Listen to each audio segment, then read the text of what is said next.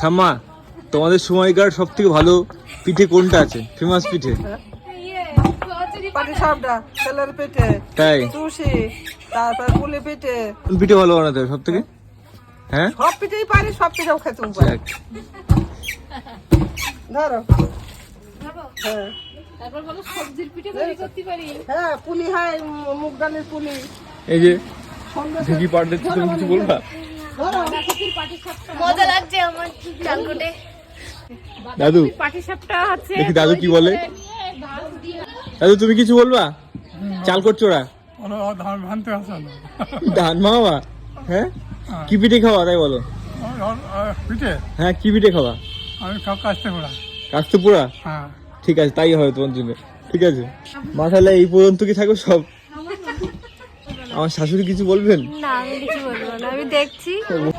ঠিক আছে, টাটা।